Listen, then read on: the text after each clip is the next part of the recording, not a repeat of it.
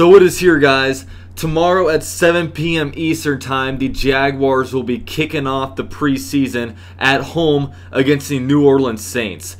I am extremely excited about it. Football is finally here. Jaguars football is finally here. And in this video, we're going to preview the game a little bit for you guys. So let's get it. Last name ever, first name greatest, like a sprained ankle, boy, ain't nothing to play with.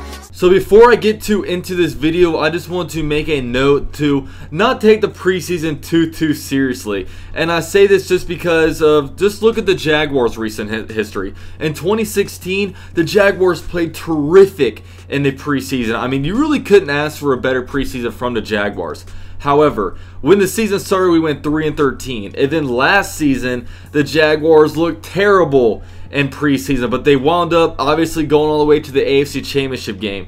And, you know, one little interesting note, the fact that there's been two 0-16 teams in NFL history between the 08 Lions and the 2017 Browns. Each of those teams went undefeated in the preseason. So that kind of shows you a little bit that, you know, you can't take these games too seriously. If you win, you win. If you lose, it's whatever. Just scrap it. Now, I'm going to let you know some things that I'm going to be looking forward to and keeping my eye on during this preseason game. Now, the first thing is new uniforms. This, obviously, we've seen the new uniforms in the state of the franchise, and during the pre-draft party, there was about 6 or 7 players coming up there and, you know, stunting like their daddy, showing on kind of what they look like in the new uniforms. However, this will be the first time we actually see the team on the field together wearing them. They're going to be wearing teal on white, so it's going to be super clean. I'm honestly really looking forward to that because I'm a huge uniform guy. Now, another thing is looking out for some of the Jaguars' new additions. Obviously, we got some guys from free agency like Austin Seferian-Jenkins. We got Andrew Norwell in the house, Dante Moncrief. Also, really some of the draft picks like Taven Bryan, Ronnie Harrison, DJ Chark, Leon Jacobs, a whole ton of guys that I'll really be interested in kind of seeing, you know, what they look like in Jag uniforms and, you know, kind of how they play. Now, first I want to get into like the wide receiver battle. There's really 2 different battles going on. First of all, there's 5 guys locked into spots with Dante Moncrief, Marquise Lee, D.D. Westbrook, Keelan Cole, and DJ Chark.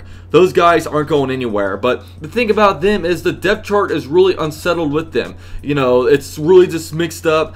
Any one of them can be emerged as a wide receiver 1, so we'll see in this preseason if any one of them really shows out and we get to see something from them. And also that number 6 wide receiver spot. It's a real battle between Rashad Green, Jadon Mickens, like Allen Lazard, Shane Wynn. All those guys have a pretty good shot at making that 6th spot. And, you know, we've seen in the past, guys have really emerged, young guys have really emerged in the preseason. We date back to 2014 where an undrafted rookie by the name of Allen Hurns went out there and showed out. Last season we had Keelan Cole play really well. D.D. Westbrook had a couple of 100+ yard games. So it's really nice in a preseason because you really get a chance to see with your own eyes like how these wide receivers look and how they play. It's one of the easier positions to really evaluate. Now that 6th wide receiver spot is probably going to be contributing to like the punt return position, you know, if Rashad Green, really between Rashad Green and Jadon Mickens. So you also have to keep your eye out for the punt return because, you know, if Jadon Mickens goes out there and takes, you know, 3 touchdowns to the house in the preseason while Rashad Green only has a few gains of like 10-15 yards, Jadon Mickens will probably make the team. Now, I'm also interested in seeing our 1st round pick, Taven Bryan. And he might not play tomorrow because of an abdomen injury, and that would really suck if we're not able to see him. But one thing that I want to see out of him is what position he's playing in the most. You know, we drafted him kind of to play that, at least from a fan's perspective, to play that 3 technique defensive tackle position. However, he's been playing some like big strong side in behind Calais Campbell. So what's he going to play more? You know, I would expect him to be more in that defensive tackle position, but you never know. Now, I'll also be keeping my eye out for strong side linebacker Leon Jacobs. Now, usually when the 7th round comes about, you're just kind of grabbing guys to maybe make the practice squad, but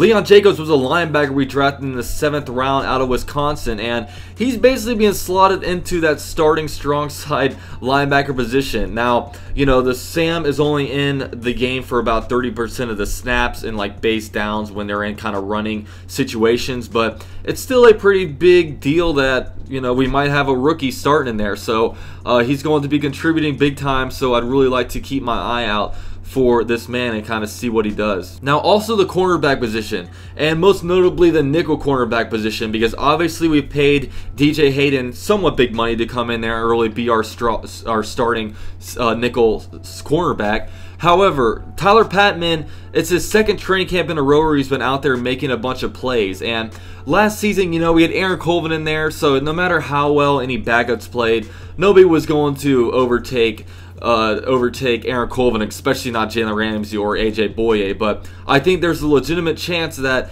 if Tyler Patman balls out, he could take over that nickel cornerback spot. So, you know, we'll kind of see what goes on there. Now, another thing I'm going to keep my eye on is the running back position. That is between running back Tim Cook. Now, obviously, last year we had 4 running backs on the roster with Leonard Fournette, Chris Ivory, TJ Yeldon, and Corey Grant.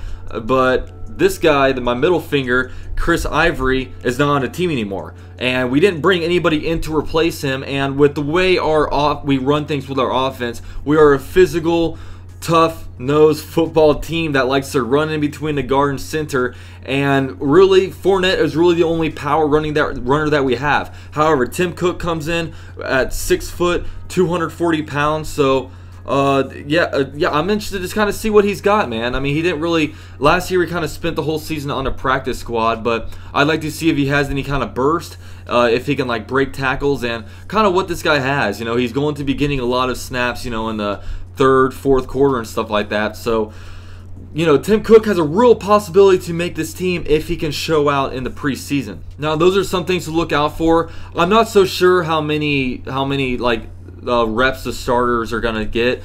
Probably only like 2 drives, I would say. I'm not even sure how many players on the defense are gonna play. I wouldn't even bother going out there and trotting out Calais Campbell. I don't care about Jalen Rand. I don't care about, I mean, we have 10, 11 of our previous starters like coming back. So, you know, pick and choose who you want to play. Like, I'm not really too worried about that. I mainly want to kind of see the offense. And one guy I left out is Blake Bortles. You know, Blake Bortles is somebody that I'm going to be looking after in every preseason, because we're not like the Saints.